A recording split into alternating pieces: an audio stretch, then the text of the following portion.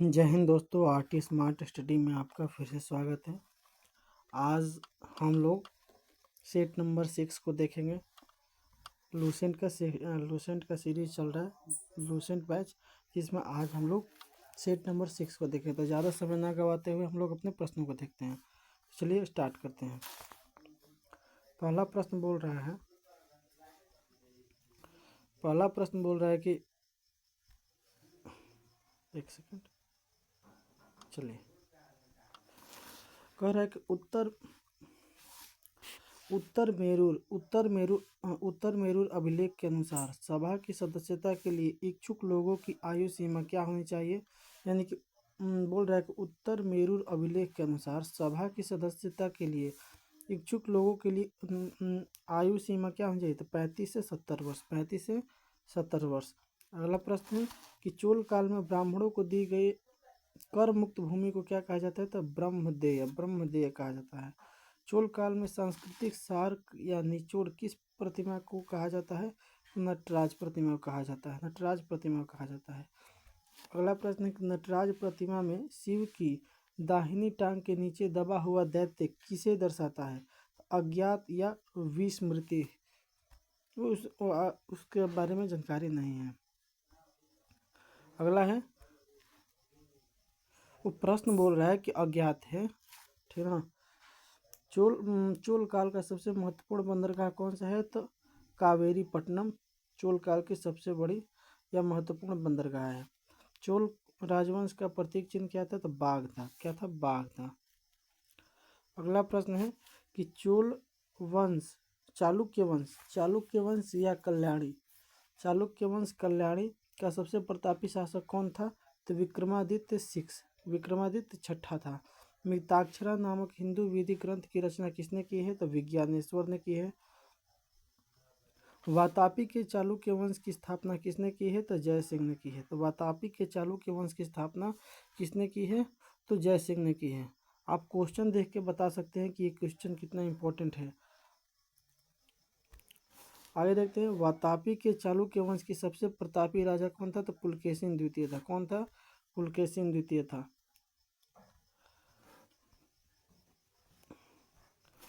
पुलकेशिन द्वितीय ने हर्षवर्धन को हराकर कौन सी उपाधि धारण की थी। तो दक्षिणापथेश्वर की उपाधि धारण की थी।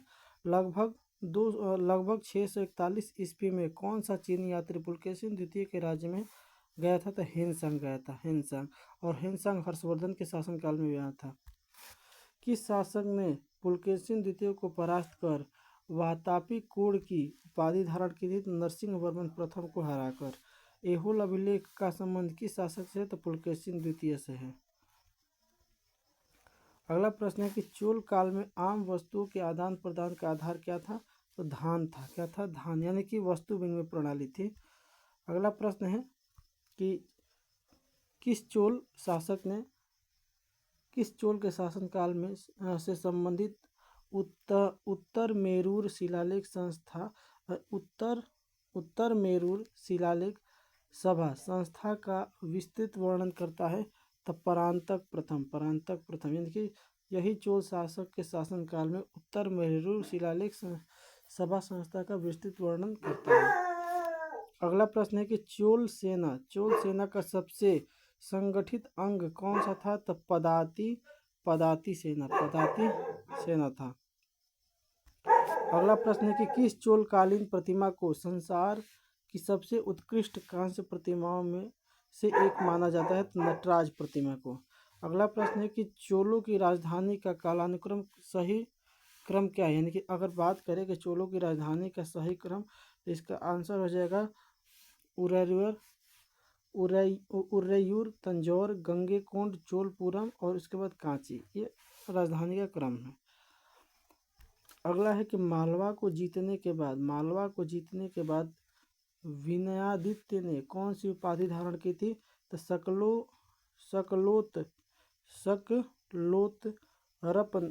रपथनाथ, ठीक है,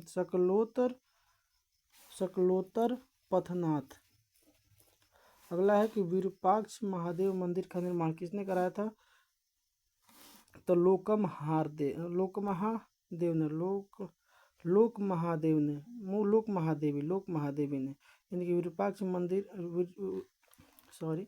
विरूपाक्ष महादेव मंदिर का निर्माण किसने करवाया था? तो लोक महादेवी ने। अगला प्रश्न हम लोग का कि चालुक्य वंश, जिसे हम लोग वेंगी बोलते हैं, का संस्थापक कौन था? तो विष्णुवर्धन था। राष्ट्रकूट राजवंश का संस्थापक कौन है? तो दंती दुर्ग है। राष्ट्रकूटों की अगर राजधानी की बात करें तो राष्ट्रकूटों की राजधानी मान्याखेट या मणिकीर था।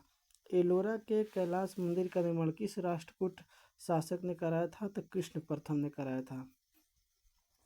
अगला प्रश्न है कि त्रिपक्षीय संघर्ष में भाग लेने वाला प्रथम राष्ट्रकूट शासक कौन था? तो प्रथम राष्ट्रकूट शासक था ध्रुव था। कौन था? ध्रुव था। अगला प्रश्न है कि धारावर्ष के नाम से किस राष्ट्रकूट शासक को जाना जाता है? तो ध्रुव को जाना जाता है। कन्नड़ में कवि राजमार्ग की रचना किसने की? अमोघ वर्ष ने। किसके शासनकाल में अरबी यात्री अलमसूदी भारत आया था? तो इंद्र तृतीय के शासनकाल में। अगला प्रश्न है कि राष्ट्रकूट वंश का अंतिम महान शासक कौन था? तो कृष्ण तृतीय। देवगिरी के यादव वंश का संस्थापक कौन था? तो भिल्लम पंचम था। संगीत रत्नाकर नामक ग्रंथ की रचना किसने की है? तो सांगदेव ने की है। किसने की है? सांगदेव ने की है। अगला प्रश्न है हम लोग का कि होयसाल वंश का संस्थापक कौन था? तो विष्णुवर्धन था। होयसाल वंश की प्रारंभिक राजधानी क्या थी? तो बेलूर थी। कौन थी? बेलूर में चेन्ना केशव मंदिर का निर्माण किस राजा ने कराया था? तो विष्णुवर्धन ने कराया था। चेन्ना केशव मंदिर किस देवता को समर्पित है? तो भगवान विष्णु को समर्पित है। सोमनाथपुर को केशव मंदिर भगवान कृष्ण के किन 3 रूपों को समर्पित है? तो जनार्दन, केशव और वेणुगोपाल। अगला प्रश्न है कि कदम्ब वंश का स्थापना किसने की है? तो मयूर शर्मा ने की है। कदम्ब वंश का सबसे प्रसिद्ध शासक कौन था जिसने अपनी राजधानी वनवासी से कोलार स्थानांतरित किया था? तो काकुस्थवर्मा था। अगला प्रश्न है कि ककुस्थव चरित नामक जीवनी किसने लिखी है? तो दुर्विनीत ने लिखी है। कदम्ब वंश ने किस क्षेत्र पर शासन किया और उनका शासन काल कब से कब तक था? तो कर्नाटक एवं कोंकण पे शासन किया है, जिनका शासन काल 345 से 525 ईस्वी रहा। पश्चिमी गंग वंश के अधिकांश लोग किस धर्म के अनुयायी थे? तो जैन धर्म के अनुयायी थे। तो पश्चिमी गंग वंश के अधिकांश लोग किस धर्म के अनुयायी थे? तो जैन धर्म के अनुयायी थे।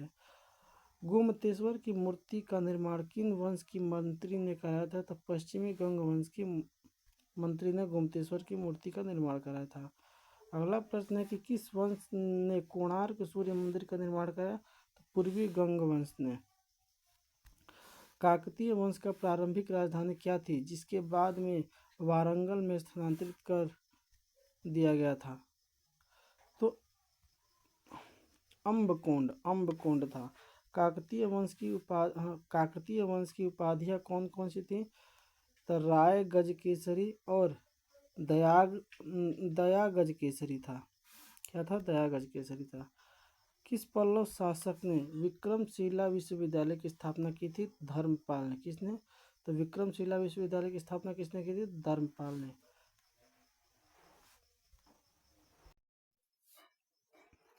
कनौज के लिए त्रिपक्षीय संघर्ष में पाल वंश की ओर से सर्वप्रथम किसने भाग लिया था? तो धर्मपाल ने भाग लिया था। किसने भाग लिया था? धर्मपाल ने। सेन वंश का प्रथम स्वतंत्र शासक कौन था? तो विजय सेन था। गीत गोविंद के लेखक जयदेव किसके दरबार में रहते थे? लक्ष्मण सेन के दरबार में रहते थे। किस राजवंश ने सर्वप्रथम अपने अभिलेखों में हिंदी में उत्कीर्ण करवाया है? मतलब अपने अभिलेख हिंदी में उत्कीर्ण करवाया था सेन राजवंश ने।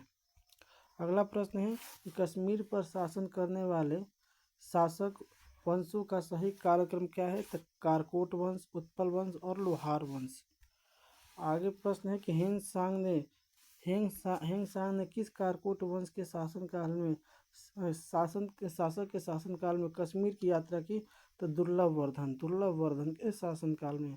अवंतीपुर नामक नगर की स्थापना किसने की? तो उत्पल वंश के संस्थापक ने। उसके अगला प्रश्न है कि उत्पल वंश के बाद कश्मीर पर किस वंश का शासन हुआ? तो लोहार वंश का शासन हुआ। कल्हड़ किसकी आश्रित कवि है? तो हर्ष। कल्हड़ किसका आश्रित कवि है? तो हर्ष का। कल्हड़ की राजतरंगिणी का विवरण किस शासक के शासनकाल के साथ समाप्त होता है? तो किस शासक के शासनकाल से समाप्त होता है? तो जय सिंह के शासनकाल से समाप्त होता है। अगला प्रश्न है कि कामरूप में वर्मन वंश की प्रतिष्ठा का संस्थापक कौन था? तो पुष्य वर्मन। देखिए ध्यान से, कामरूप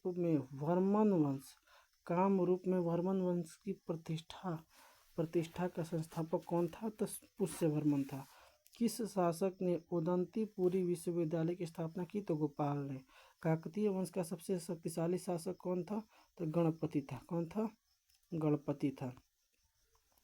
अगला प्रश्न है कि गुर्जर प्रतिहार वंश का संस्थापक नागभट्ट प्रथम था। किस प्रतिहार शासक ने आदि वराह की उपाधि धारण की थी? तो मिहिर भोज ने। अरबी यात्री सुलेमान किस प्रतिहार शासक के शासनकाल में भारत आया? तो वत्सराज के शासनकाल में भारत आया था। अगला प्रश्न है कि तोमर वंश के किस शासक ने दिल्ली यानी कि प्राचीन नाम जिसका दिहिलिका था की स्थापना की थी? तो अनंगपाल तोमर प्रथम ने की थी। गढ़वाल यानी कि राठौर वंश का संस्थापक कौन था? तो चंद्रदेव था। कृत्यकल्प तरु नामक ग्रंथ के लेखक कौन थे? तो जो गोविंद चंद्र के मंत्री थे? तो लक्ष्मीधर थे। यानी कि कृत्यकल्प तरु के नामक ग्रंथ के लेखक लक्ष्मीधर थे। चंदावर का जो युद्ध हुआ था 1194 में हुआ था, किसके बीच हुआ था? तो गौरी और जयचंद्र के बीच हुआ था। 2.5 दिन की झोपड़ा नामक मस्जिद मूल रूप से किसके द्वारा निर्मित एक विद्यालय था? तो विग्रह राज चतुर्थ। और 2.5 दिन का झोपड़ा एक कुतुबुद्दीन ऐबक ने बनवाया था। पृथ्वीराज राजसो नामक ग्रंथ की रचना किसने की है? तो चंद्र बदाई ने की है। तराइन का प्रथम युद्ध जो कि 1191 ईस्वी में किसके बीच हुआ था? तो पृथ्वीराज तृतीय और पृथ्वीराज चौहान और गौरी के बीच हुआ था। आगे देखते हैं, परमार वंश का सर्वाधिक शक्तिशाली शासक कौन था? तो राजा भोज था। राजा भोज द्वारा निर्मित सरस्वती मंदिर और संस्कृत विद्यालय कहाँ स्थित है? तो धारा नगरी में स्थित है। प्रबंध चिंतामणि के लेखक कौन है? तो मेरुतुंग। चंदेल वंश का संस्थापक कौन है? तो नन्नुक है। किस चंदेल शासक ने अपनी राजधानी कालिंजर से खजुराहो स्थानांतरित की है? तो राजा धंग। किस चंदेल शासक ने कन्नौज पर आक्रमण कर प्रतिहार राजा देवपाल को हराया था? तो यशोवर्मन। याद रखिएगा। खजुराहो के कंदरिया महादेव मंदिर का निर्माण किस शासक ने कराया था? तो राजा धंग देव ने कराया था। महमूद गजनी की महत्वाकांक्षाओं को सफलतापूर्वक प्रतिरोध करने वाला एकमात्र भारतीय नरेश कौन था? तो विद्याधर था। प्रबोध चंद्रोदय की रचना किसने की है? तो कृष्ण मिश्र ने की है। अगला प्रश्न है कि प्रबोध चंद्रोदय की रचना किसने की है? तो कृष्ण मिश्र ने की है। अब बुंदेलखंड का प्राचीन नाम क्या है? तो जेजाक भुक्ति। अल्लाह और उदल नामक दो सेना नायक किस शासक के दरबार में थे जिन्हें पृथ्वीराज चौहान से युद्ध करते हुए अपने प्राण गंवा दिए? तो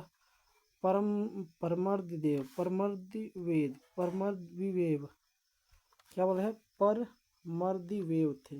महमूद गजनी के सोमनाथ मंदिर पर आक्रमण के समय अनहिलवाड़ का शासक कौन था जिस पर महमूद ने सोमनाथ की रक्षा में सहायता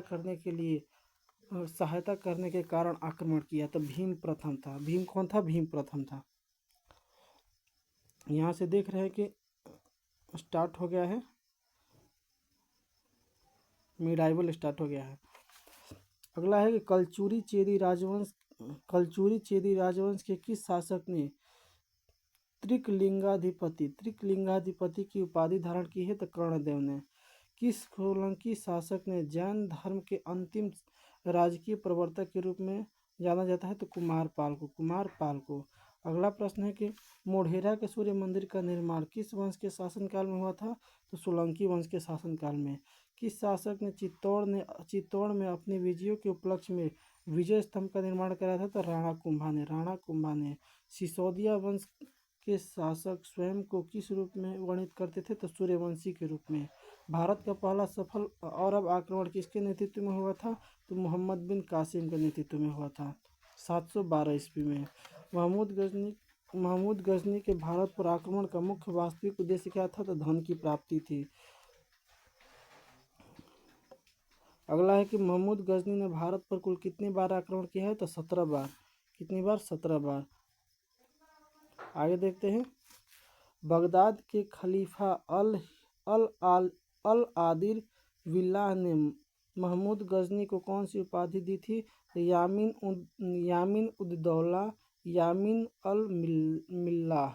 महमूद गजनी के किस आक्रमण को मूर्तिवाद के विरुद्ध पहली महत्वपूर्ण जीत मानी जाती है?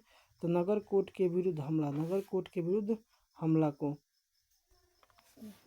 महमूद गजनी की सेना में कौन सा हिंदू उच्च पदों पर आसीन था? सेवराय और तिलक। सेवंदराय और तिलक। महमूद गजनी की मृत्यु किस वर्ष हुई थी? तो 1030 ईस्वी में। आगे देखते हैं। मोहम्मद गौरी ने भारत पर अपना पहला आक्रमण किस वर्ष किया और किसके विरुद्ध? 1175 में मुल्तान के विरुद्ध। मोहम्मद गौरी को पाटन यानी कि गुजरात पर आक्रमण के समय किस शासक ने बुरी तरह पराजित किया था? तो भीम द्वितीय ने। अगला प्रश्न है कि किस युद्ध में राणा सांगा और इब्राहिम लोदी के बीच युद्ध हुआ था? तो खतौली के युद्ध किसके बीच? राणा सांगा और इब्राहिम लोदी के बीच हुआ था। अनहिलवाड़ा किस वंश की राजधानी थी? तो सोलंकी वंश की। अगला है कि किस वर्ष राणा हमीर सिंह ने चित्तौड़ को खिलजी राजवंशों से पुनः जीतकर सिसोदिया वंश की सत्ता स्थापित की? 1326 ईस्वी में। मोहम्मद गौरी की हत्या कब होती है? तो 1206 ईस्वी में। और 1206 ईस्वी में कौन बैठता है? तो कुतुबुद्दीन ऐबक बैठता है। कुतुबुद्दीन ऐबक बैठता है। तो हमारा ये सेट नंबर 6 समाप्त होता है। मिलते हैं अगले सेट नंबर 7 के साथ। तो धन्यवाद। जय हिंद।